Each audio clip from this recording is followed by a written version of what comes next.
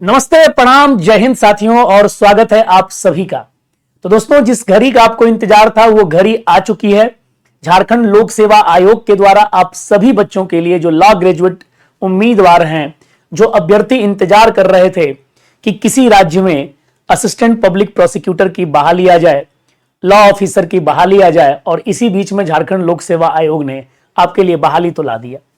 लेकिन साथ ही साथ फॉर्म भरने की प्रक्रिया वगैरह में आपने देखा होगा, सिलेबस आपने देखा होगा, तो सिलेबस में एक सबसे जो बेहतर आपको यहां पर दिया गया है वो है झारखंड जीके को लेकर के। जी हां साथियों, झारखंड जीके, झारखंड आप एग्जाम देना चाह रहे हैं, झारखंड में किसी भी स्तर की एग्जाम दीजिएगा तो उसमें झारखंड जीके का जो रोल होता है वो अपने आप में इंपॉर्टेंट हो जाता है। तो झारखंड जीके में मैं क्या पढ़ाने जाऊंगा, मेरी पूरी टीम किस तरह से मेहनत करने जा रही है झारखंड एपीओ को लेकर के, आज इस वीडियो में मैं बताऊंगा। और आप सभी के लिए जल्द ही हम लोग 10 जुलाई से जो है बैच लेकर के आ रहे हैं, तो आप इस बैच से जरूर जुड़ें और बैच के साथ आगे बढ़ें। और सबसे पहले तो मैं थोड़ा सा आपको इसमें बताऊंगा कि क्या क्या पैटर्न है, और उसके बाद मैं आपको बताऊंगा कि झारखंड जीके में मैं आपको क्या पढ़ाने जा रहा हूं, कैसे आपकी टेंशन जो है रिलीज हो जाएगी, किस तरह से हम लोग पढ़ेंगे और कितने टॉपिक को हम लोग कवर अप करेंगे। तो चलिए, जो बैच नेम आपका हम लोग लेकर के आ रहे हैं उसका नाम है प्रोसिक्यूटर्स झारखंड बैच, जिसे हम लोग एपीपी बैच के नाम से जानेंगे। 3499 रुपए में अभी ये बैच आपको मिल रही है। बैच शुरू हो रहा है 10 जुलाई से, और ये टारगेटेड बैच रहेगा झारखंड एपीपी एस्पिरेंट्स के लिए। ये सारे फैकल्टी आपको मौजूद रहेंगे और साथ में मैं मौजूद रहूंगा। हाँ, ये हो सकता है कि मेरी फोटो आपको नहीं दिख रही हो, बट मैं आपको झारखंड जीके पढ़ाऊंगा। क्योंकि मैं इस पर आपको लेक्चर दे ही रहा हूं, तो झारखंड जीके की जिम्मेदारी मुझे दी गई है। मेरा नाम अविनाश कुमार हुआ और मैं आपको झारखंड जीके का एकदम जो भी टॉपिक रहेगा उसको सॉल्व करूंगा। अब देखिए, यहां पर जो सहायक लोक अभियोजक के नाम से यानी असिस्टेंट पब्लिक प्रोसिक्यूटर के नाम से जो बहाली दे दी गई है, उसमें ये सारी सीट्स आपको यहां पर दे दी गई है। तो सीट आप देख सकते हो, अनरिजर्व्ड के लिए नंबर ऑफ वैकेंसीज 52 है, ईडब्ल्यूएस के लिए 15, शेड्यूल कास्ट के लिए 13, शेड्यूल ट्राइब के लिए 35, बीसी के लिए 11, बीसी 1, बीसी 2 के लिए 8, और टोटल जो है 134 सीटें हैं। तो सीट भी अच्छी खासी आई है, तो सीट को भी हम लोग इग्नोर नहीं कर सकते, इसीलिए काफी ज्यादा इसमें रोचक पहलू जुड़ गया है। अब बात आते हैं भाई वेतनमान। तो 4800 ग्रेड पे की वैकेंसी है। पद क्या है? परमानेंट है। और जो शुरुआत का जो आपका रहेगा प्रोबिशन पीरियड जो रहेगा वो 2 साल के लिए रहेगा। अनिवार्य शैक्षणिक योग्यता इस फॉर्म को भरने के लिए जो आपको चाहिए वो न्यूनतम जो मिनिमम जो आपके पास एजुकेशन क्वालिफिकेशन होना चाहिए वो लॉ ग्रेजुएट का होना चाहिए, ये ध्यान में रखिएगा। साथ ही साथ एक्सटर्नल अगर आपके पास क्राइटेरिया मांगा गया है तो राज्य सरकार द्वारा मान्यता प्राप्त संस्थान से आपके पास कंप्यूटर ऑपरेट करने का डिग्री एक होना चाहिए। उम्र सीमा 1/8/2024 रखी गई है कट ऑफ डेट, और न्यूनतम उम्र सीमा रखी गई है 21 वर्ष। तो ये जो है कुछ जानकारियां हैं। इसके बाद अधिकतम उम्र सीमा जो है अलग अलग सेक्टर्स के लिए अलग अलग है। जैसे आप देख सकते हैं, अनरिजर्व्ड के लिए तो 35 वर्ष है, आर्थिक रूप से कमजोर नागरिकों के लिए 35 वर्ष है, पिछड़ा वर्ग 1 हो चाहे पिछड़ा वर्ग 2 हो उनके लिए 37 वर्ष, महिला अभ्यर्थी चाहे आरक्षित हो पिछड़ा वर्ग 1, अत्यंत पिछड़ा वर्ग 38 वर्ष, अनुसूचित जाति जनजाति 40 वर्ष, यानी अनारक्षित जनरल जो महिला है उनके लिए भी क्या है 38 वर्ष है। महिलाओं को भी इसमें छूट मिली है, मतलब अब जनरल जो महिलाएं हैं वो 38 वर्ष तक फॉर्म भर सकती हैं। बाकी दिव्यांग अभ्यर्थियों के लिए ये दिया गया है। राज्य सरकार में कार्यरत जो अस्थायी या अस्थायी कर्मचारी हैं उनके लिए 3 वर्ष की छूट दे दी गई है। अगर 3 वर्ष आपने सेवा पूरा कर लिया है तो आप जो है 5 साल की अधिकतम उम्र जो है सीमा में छूट ले सकते हैं 3 साल कार्यकाल पूरा करने के बाद।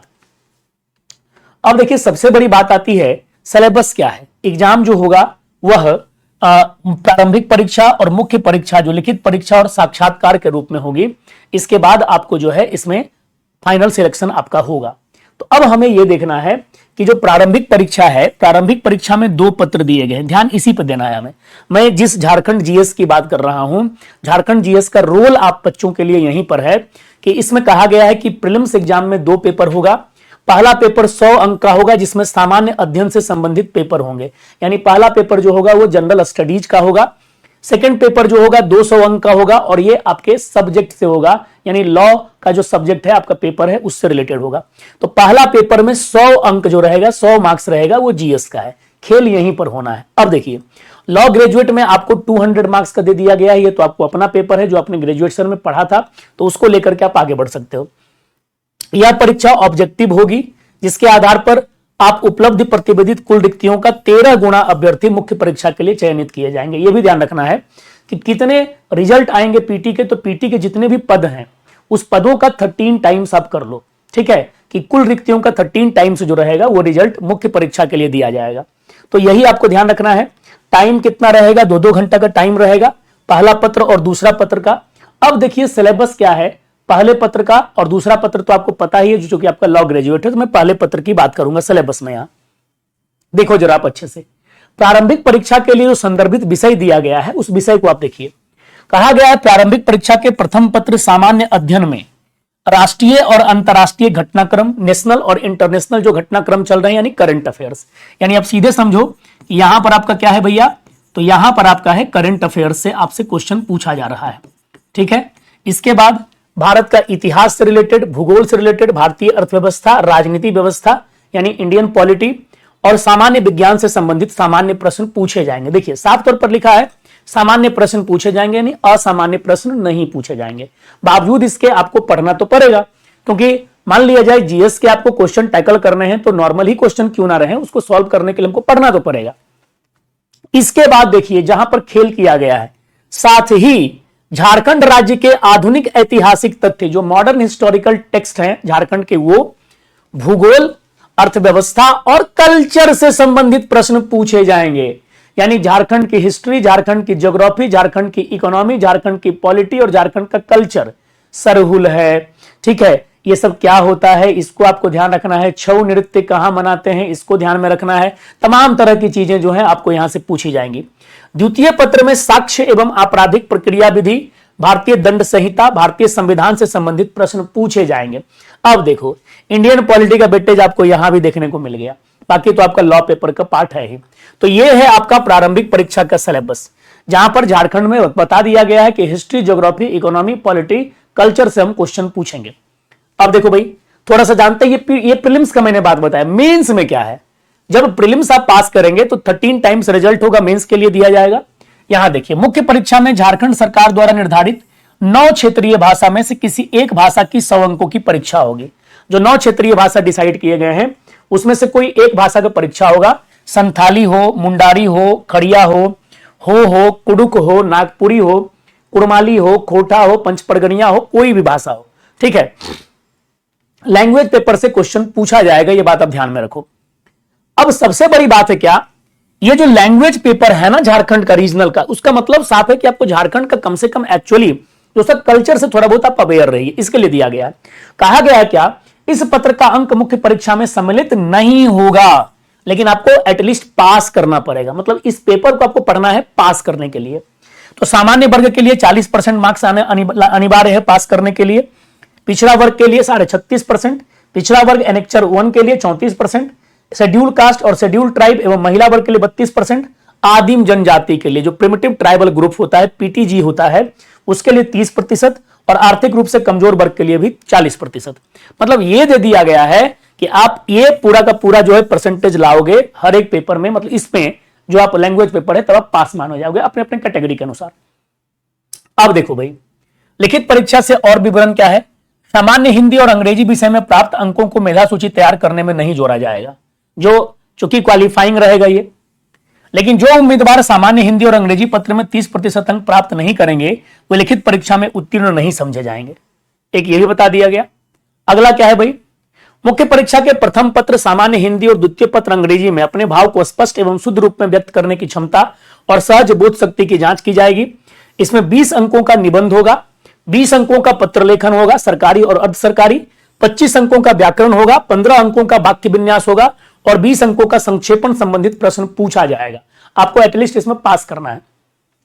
अब देखो भाई मुख्य परीक्षा में 3 पेपर हो गया।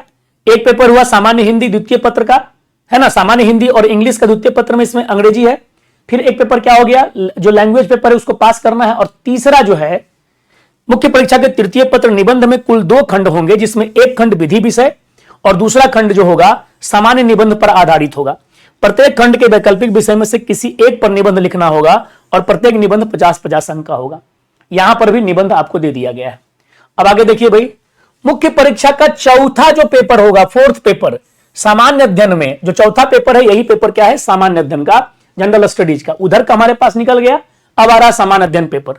राष्ट्रीय एवं अंतरराष्ट्रीय घटनाक्रम से 10 अंक, भारत का आधुनिक इतिहास से 10 अंक, भूगोल से 10 अंक, भारतीय अर्थव्यवस्था से 10 अंक, सामान्य विज्ञान से 10 अंक, भारतीय राजनीतिक व्यवस्था से 10 अंक, विधि शब्दावली से संबंधित 25 अंकों के प्रश्न पूछे जाएंगे। साथ ही अब देखो झारखंड का, यहां पर झारखंड के आधुनिक इतिहास, भूगोल, अर्थशास्त्र और संस्कृति से संबंधित 15 अंकों के प्रश्न पूछे जाएंगे।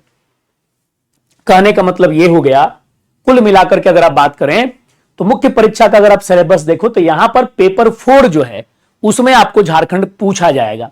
बाकी बात जो पेपर 5 है उसमें आपका आपराधिक प्रक्रिया संहिता है और भारतीय साक्ष्य अधिनियम है।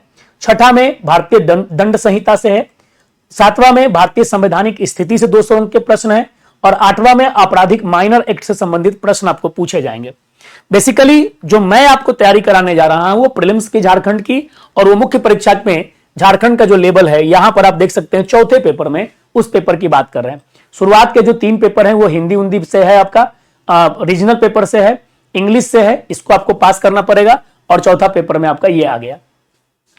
अब देखिए झारखंड में क्या पढ़ना है, जब अगर शॉर्ट समरी हम निकाल लें कि झारखंड के सिलेबस में हमको पढ़ना क्या है एपीपी के लिए, तो भैया देखो सिंपल सा बात है, हमें पढ़ना है हिस्ट्री ऑफ झारखंड।